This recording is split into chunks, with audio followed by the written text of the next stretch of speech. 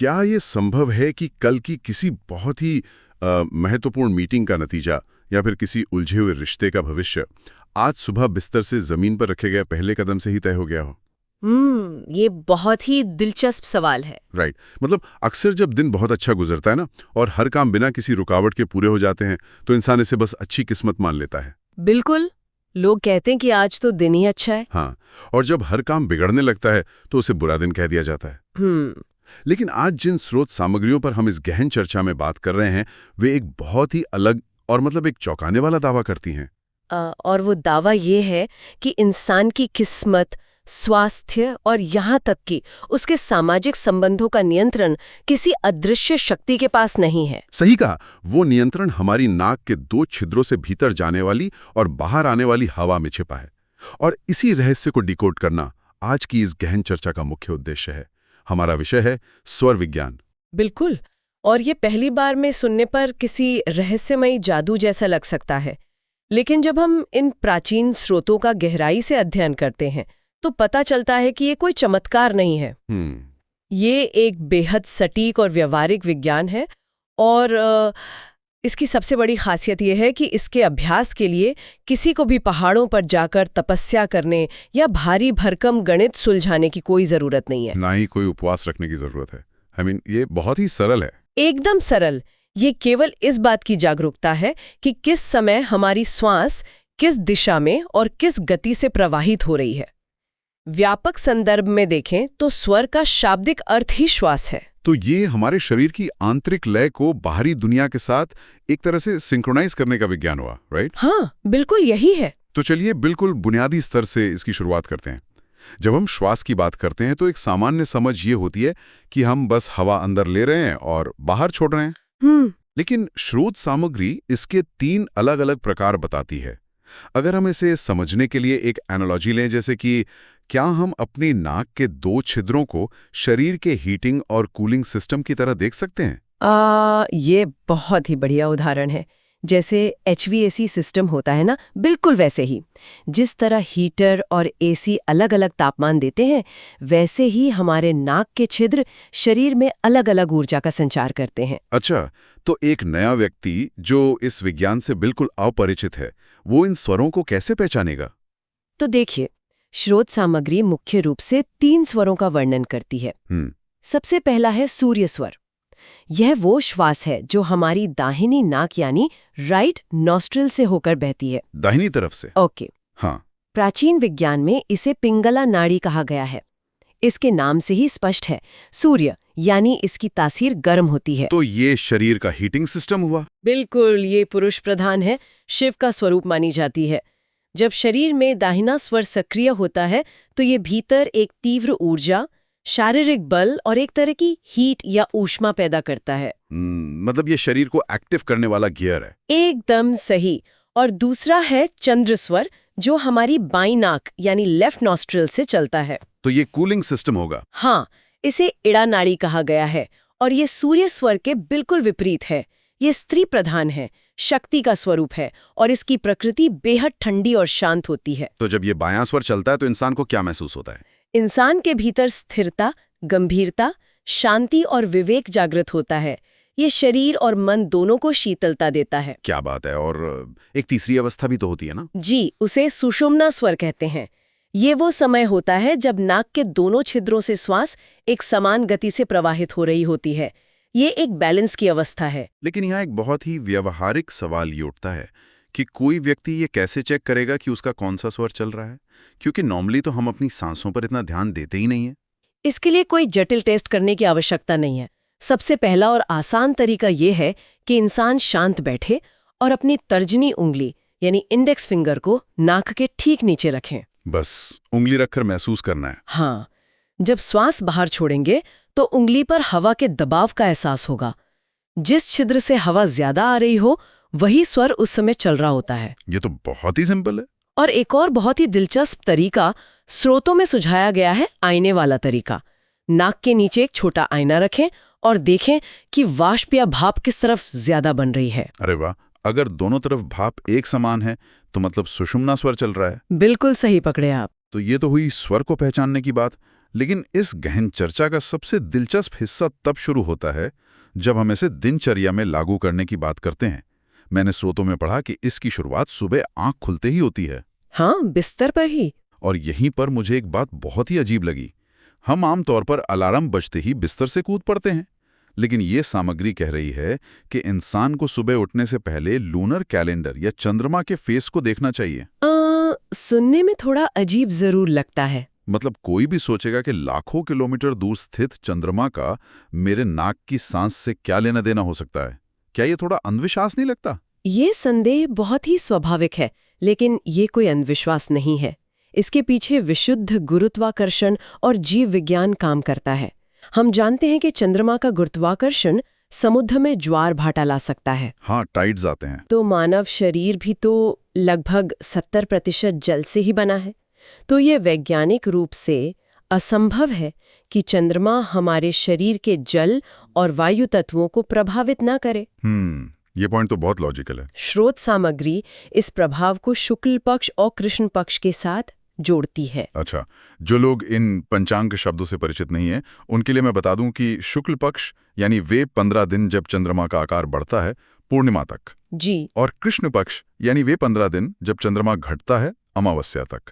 तो इसमें नियम क्या है? नियम ये है कि शुक्ल पक्ष की शुरुआत के पहले 3 दिन मतलब प्रतिपदा, द्वितीया, तृतीया को बायां स्वर यानी चंद्र स्वर चलना चाहिए। बायां स्वर, ओके। फिर बीच के 3 दिन यानी सप्तमी, अष्टमी, नवमी और अंत के 3 दिन त्रयोदशी, चतुर्दशी और पूर्णिमा को भी बायां स्वर ही चलना चाहिए। तो मतलब 1, 2, 3, 7, 8, 9 और 13, 14, 15 इन दिनों सुबह आंख खुलते ही लेफ्ट स्वर चलना चाहिए। बिल्कुल। और शुक्ल पक्ष के जो बाकी दिन बच गए उनमें दायां स्वर चलना चाहिए। कृष्ण पक्ष में ये पूरा चक्र बिल्कुल उल्टा हो जाता है। तो ये तो खगोलीय बात हो गई। और मैंने पढ़ा कि सुबह बिस्तर से उठने का तरीका भी बहुत स्पेसिफिक है। जी, जैसे ही आंख खुले इंसान अपना स्वर चेक करे। हाँ, मान लीजिए कि आज बायां स्वर चलना चाहिए और वही चल रहा है, तो सबसे पहले अपनी बाईं हथेली को चूमना है और चेहरे पर फेरना है, राइट? एकदम सही। और सबसे महत्वपूर्ण बात यह है कि बिस्तर से नीचे उतरते समय जमीन पर सबसे पहले अपना बायां पैर ही रखना है। जो स्वर चल रहा है वही पैर जमीन पर रखना है। जी, फिर दूसरा पैर उसके पास लाना है और फिर पहले वाले पैर को ही आगे बढ़ाकर चलना शुरू करना है। लेकिन एक मिनट, इंसान मशीन तो है नहीं। हम क्या हो अगर कोई व्यक्ति सुबह उठे और पंचांग के हिसाब से उसका बायां स्वर चलना चाहिए, लेकिन उसकी दाहिनी नाक से सांस आ रही हो, तो क्या वो बिस्तर से नीचे ही नहीं उतरेगा? ये बहुत ही प्रैक्टिकल समस्या है और स्वर विज्ञान इसका समाधान भी देता है। अगर गलत स्वर चल रहा हो तो बिस्तर से नीचे बिल्कुल कदम नहीं रखना है। तो क्या करना है? जो स्वर नियम के अनुसार चलना चाहिए इंसान को, उसके ठीक विपरीत दिशा में करवट लेकर लेट जाना चाहिए। मतलब अगर बायां स्वर शुरू करना है तो दाहिनी करवट पर लेट जाएं। बिल्कुल। जब हम एक करवट लेटते हैं तो गुरुत्वाकर्षण और रक्त प्रवाह के कारण नीचे वाले फेफड़े पर दबाव पड़ता है और कुछ ही मिनटों में ऊपर वाला छिद्र अपने आप खुल जाता है। अरे वाह, इसे तो शायद मॉडर्न साइंस में लैटरल रिकम्बेंट पोजीशन का असर कहते हैं। हाँ, तो जब सही स्वर चालू हो जाए तभी अनुष्ठान पूरा करके बिस्तर से उठना चाहिए। ये शरीर के नर्वस सिस्टम को ब्रह्मांड के साथ सिंक कर देता है। ये तो शरीर को हैक करने जैसा हुआ। अब मान लेते हैं सुबह की शुरुआत सही हो गई, लेकिन दिन भर में तो बहुत से काम होते हैं। जी बिल्कुल। कभी रिपोर्ट लिखनी है, कभी कोई भारी शारीरिक काम करना है, तो इसका मतलब है कि हर काम के लिए परफेक्ट केयर है। जैसे हाईवे पे गाड़ी टॉप गियर में चलती है और ट्रैफिक में फर्स्ट गियर में। एकदम सटीक एनालॉजी है। हम हर काम एक ही अवस्था में नहीं कर सकते। अगर कोई ऐसा कार्य है जिसके लिए बहुत गहरे विवेक, शांति और बुद्धिमत्ता की जरूरत है, तो बायां स्वर यानी चंद्र स्वर चलना चाहिए। जैसे कि कोई मीटिंग करना या गुरु से बात करना। हाँ, नया व्यापार शुरू करना, घर बनाना, लंबी यात्रा करना, यहाँ तक कि पानी या चाय पीने जैसे कामों के लिए भी चंद्र स्वर अच्छा है, क्योंकि यह हड़बड़ी में गलत फैसले नहीं लेने देता। और जो काम बहुत एनर्जी मांगते हैं उनके लिए सूर्य स्वर। जी, दाहिना स्वर शारीरिक श्रम, उत्तेजना और गर्मी वाले कार्यों के लिए होता है, जैसे भोजन करना। आयुर्वेद कहता है कि भोजन पचाने के लिए जठराग्नि तेज होनी चाहिए। तो सूर्य स्वर आंतरिक ऊष्मा बढ़ाता है, जिससे खाना पचता है। बिल्कुल, स्नान करना या शौच जाना भी दाहिने स्वर में शुभ माना गया है। और तो और कपड़े पहनते समय भी जो स्वर चल रहा हो उसी तरफ से कपड़े पहनना शुरू करना चाहिए। अच्छा। मैंने पढ़ा कि कपड़े पहनते समय ओम जीवम रक्ष मंत्र बोलने का भी निर्देश है ताकि दुर्घटनाओं से बचाव हो सके। हाँ, ये एक तरह का ऊर्जात्मक सुरक्षा कवच बनाता है। ये सब तो चंद्र और सूर्य की बात हो गई, लेकिन हमने जो तीसरी अवस्था सुषुम्ना का जिक्र किया था उसका क्या उपयोग है? जब सुषुम्ना स्वर चल रहा हो तब बाहरी दुनिया में दौड़ भाग करने का समय नहीं होता। स्रोत बहुत स्पष्ट चेतावनी देते हैं कि इस समय कोई भी सांसारिक कार्य या नई यात्रा शुरू नहीं करनी चाहिए, वरना काम बिगड़ जाएगा। हाँ, विफलता की संभावना बहुत अधिक होती है। ये समय केवल योग, ध्यान और ईश्वर आराधना के लिए है। इस समय मानसिक विचार शांत हो जाते हैं। अगर हम इस गर्मी और ठंडक के सिद्धांत को शारीरिक स्वास्थ्य और भावनाओं पर लागू करें तो क्या ये गुस्से को कंट्रोल कर सकता है? 100%। मान लीजिए किसी को बहुत तेज गुस्सा आ जाए। क्रोध भी तो एक अग्नि ही है। बिल्कुल, और क्रोध या बुखार की स्थिति में शरीर में सूर्य स्वर हावी हो रहा होता है। ऐसे में यदि व्यक्ति तुरंत अपनी दाहिनी करवट लेट जाए तो कुछ ही पलों में उसका बायां स्वर सक्रिय हो जाएगा। और ठंडी श्वास अंदर जाने लगेगी। हाँ, जैसे ही ठंडी श्वास प्रवाहित होगी, क्रोध की अग्नि और शरीर की गर्मी अपने आप शांत होने लगेगी। और अगर अधिक ठंड लग रही हो तो बाईं करवट लेट जाएं, जिससे दायां स्वर शुरू होगा और गर्मी मिलेगी। मतलब हमारे शरीर में खुद का एक इनबिल्ट थर्मोस्टैट लगा हुआ है। बिल्कुल ऐसा ही समझ लीजिए। ये तो स्वास्थ्य के लिए तो अमूल्य है। लेकिन अब मुझे इस चर्चा के उस हिस्से पर आना है जो सच में एक जेडी माइंड ट्रिक जैसा लगता है। मैं समझ रही हूँ आप किस तरफ इशारा कर रहे हैं। मतलब क्या हम सच में अपनी सांसों से दूसरों के व्यवहार और सामाजिक संबंधों को प्रभावित कर सकते हैं?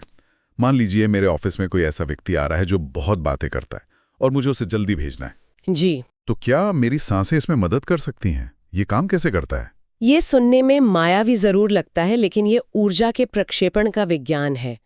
यदि आप चाहते हैं कि कोई व्यक्ति जल्दी चला जाए तो जब वो कमरे में प्रवेश करे अपनी पूरी श्वास बाहर की ओर छोड़ दें। बस श्वास बाहर निकालनी है। हाँ, और जब वो करीब आकर हाथ मिलाए तब भी बिना उसे महसूस कराए अपनी श्वास को बाहर की ओर धकेलें। लेकिन सिर्फ सांस बाहर धकेलने से वो व्यक्ति वापस क्यों जाना चाहेगा?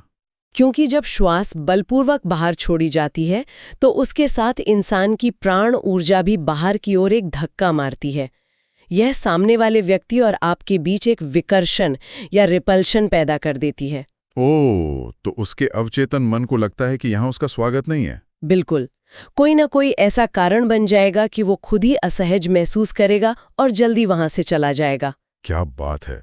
और अगर हम चाहते हैं कि कोई रुके तो क्या करना है? इसके विपरीत हाथ मिलाते समय श्वास को अंदर की ओर खींचें, यानी इनहेल करें। यह आपकी ऊर्जा को ग्रहणशील बनाता है जो सामने वाले को आकर्षित करती है। और मान लीजिए मुझे किसी से अपना कोई काम निकलवाना है, कोई डील पक्की करनी है तो हमेशा उस व्यक्ति को अपने सक्रिय स्वर की दिशा में बिठाएं। मतलब अगर मेरा दायां स्वर चल रहा है तो सामने वाले को अपनी दाईं ओर बिठाना चाहिए। बिल्कुल, सक्रिय स्वर से निकलने वाली ऊर्जा उस दिशा में अधिक होती है जो सामने वाले के विचारों को आपके अनुकूल बना लेती है। लेकिन एक सिचुएशन ये भी है कि सामने वाला व्यक्ति हमेशा शांत तो नहीं होता ना। अगर मुझे किसी बहुत क्रोधी व्यक्ति या बॉस के पास जाना पड़े तो श्वास उनके क्रोध को भी शांत कर सकती है। ऐसे क्षणों के लिए स्वर विज्ञान की तकनीक किसी वैक्यूम की तरह काम करती है। जब किसी क्रोधी व्यक्ति के पास जाना हो तो इंसान को ये जांचना चाहिए कि उसका कौन सा स्वर बंद है, यानी निष्क्रिय है, जो स्वर नहीं चल रहा है। हाँ, प्रस्थान करते समय उसी निष्क्रिय स्वर वाले पैर को आगे बढ़ाना चाहिए। तो अगर मेरा दायां स्वर चल रहा है और बायां बंद है तो मैं क्रोधी व्यक्ति की ओर जाते समय बायां पैर आगे बढ़ाऊंगा। एब्सोल्युटली, एकदम सही। और बात करते समय ये ध्यान रखना है कि वो क्रोधी व्यक्ति आपके शांत स्वर की तरफ ही रहे। इसके पीछे का लॉजिक क्या है? लॉजिक ये है कि जो स्वर बंद है वहां ऊर्जा का एक खालीपन है, शून्य है। जब क्रोधी व्यक्ति अपनी तेज ऊर्जा फेंकता है तो आपका वो शांत हिस्सा उस ऊर्जा को सोखने वाले वैक्यूम की तरह काम करता है। अरे वाह! चूंकि आपकी तरफ से उस क्रोध को वापस टकराने के लिए कोई सक्रिय ऊर्जा नहीं मिल रही होती, इसलिए सामने वाले की उग्रता जल्दी ही अपने आप शांत हो जाती है। ये तो ऐसा हुआ जैसे आग के सामने पानी नहीं बल्कि हवा को ही हटा देना, जिससे आग खुद बुझ जाए। बहुत ही सटीक उदाहरण है। ये सब सुनना बहुत ही मंत्रमुग्ध करने वाला है। लेकिन अब एक प्रैक्टिकल प्रॉब्लम पर आते हैं। हमने देखा कि कौन से काम के लिए कौन सा स्वर चाहिए। जी। लेकिन लाइफ हमेशा प्लान के हिसाब से तो नहीं चलती ना। अचानक कोई इमरजेंसी आ गई, तुरंत कोई फैसला लेना है और स्वर उल्टा चल रहा है। तो क्या इंसान बैठकर सही स्वर के शुरू होने का इंतजार करे? नहीं, बिल्कुल नहीं। प्राचीन ऋषियों ने भी जीवन की इस त्वरित प्रकृति को समझा था। अगर समय नहीं है और करवट लेकर नहीं लेट सकते तो इमरजेंसी शिफ्ट की तकनीक काम आती है। वो कैसे करते हैं? इंसान बैठकर या खड़े होकर भी अपना स्वर बदल सकता है। जो नथुना सक्रिय है उसे अपनी उंगली से मजबूती से दबाएं और जो नथुना बंद है उससे जबरदस्ती श्वास को अंदर खींचें और बाहर निकालें। फोर्सफुल ब्रीदिंग करनी है। हाँ, ऐसा कुछ मिनटों तक करने से नर्वस सिस्टम उस नए रास्ते से हवा का प्रवाह शुरू कर देता है और आपका स्वर तुरंत बदल जाता है। ये तो मैनुअल ओवरराइड हो गया। और मैंने स्रोत सामग्री में डाइट हैक्स के बारे में भी पढ़ा है। क्या जो हम खाते हैं उसका भी हमारी सांसों की दिशा पर असर पड़ता है? आयुर्वेद में बहुत गहरा है। ये भोजन की तासीर पर निर्भर करता है। स्रोत बताते हैं कि यदि इंसान को अपना बायां स्वर यानी चंद्र स्वर सक्रिय करना है तो उसे घी का सेवन करना चाहिए।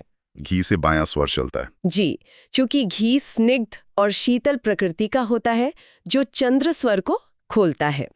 इसके विपरीत यदि तुरंत दाया स्वर यानी सूर्य स्वर शुरू करना हो तो शहद का सेवन अचूक उपाय है। अच्छा, क्योंकि शहद गर्म होता है? बिल्कुल, शहद की तासीर उष्ण होती है जो शरीर में गर्मी पैदा करके दाहिने स्वर को तुरंत सक्रिय कर देती है। ये जानकारी इस बात को पूरी तरह से साबित करती है कि इंसान का शरीर और ये ब्रह्मांड कितनी बारीकी से जुड़े हुए हैं। बिल्कुल। तो अगर हम आज की इस पूरी गहन चर्चा के ज्ञान को समेटें तो स्वर विज्ञान केवल सांस लेने की प्रक्रिया नहीं है। नहीं, ये उससे कहीं आगे की बात है। ये इंसान के भीतर मौजूद चंद्र यानी ठंडक और सूर्य यानी ऊर्जा को पहचानने और बदलने की कला है। सुबह सही कदम रखने से लेकर ऑफिस की मीटिंग्स और क्रोधी लोगों को शांत करने तक सब कुछ सिर्फ और सिर्फ नासिका छिद्रों से प्रवाहित होने वाली हवा पर निर्भर है। और इस चर्चा को विराम देने से पहले मैं एक अंतिम विचार साझा करना चाहूंगी। बिल्कुल, बताइए। अगर हम इंसान के शरीर को देखें तो हृदय का धड़कना, पाचन तंत्र, खून का प्रवाह, ये सब ऑटोनॉमिक हैं। इन पर हमारा कोई सीधा नियंत्रण नहीं है। हाँ, ये सब अपने आप चलते हैं। लेकिन श्वास इंसान के शरीर की एकमात्र ऐसी प्रणाली है जो अपने आप भी चलती है और जिसे इंसान जब चाहे अपनी इच्छा शक्ति से नियंत्रित भी कर सकता है। श्वास वो इकलौता भौतिक पुल है जो हमारे अचेतन शरीर और हमारी फ्री विल के बीच मौजूद है। ये बहुत ही गहरा विचार है। मतलब जब हम अपना स्वर बदलते हैं तो हम केवल हवा का रास्ता नहीं बदल रहे होते। जी, हम उस पुल को पार करके अपने नर्वस सिस्टम को बता रहे होते हैं कि अब नियंत्रण हमारे हाथ में है। हम हमेशा अपनी सफलताओं और असफलताओं का कारण बाहरी दुनिया में खोजते हैं कि अर्थव्यवस्था कैसी है, सामने वाला कैसा है। सही कहा। लेकिन अगर सिर्फ हमारी नाक से निकलने वाली हवा एक क्रोधी व्यक्ति को शांत कर सकती है तो ब्रह्मांड का सबसे बड़ा नियंत्रण कक्ष कहीं और नहीं बल्कि हमारी हर एक सांस में मौजूद है। बस सवाल यह है कि क्या हम उसे सुन रहे हैं? इस अत्यंत गूढ़ लेकिन व्यावहारिक विज्ञान को डिकोड करने के लिए धन्यवाद। अगली बार किसी नए विषय की गहराइयों में उतरने तक अपनी सांसों की लय को महसूस करते रहिए।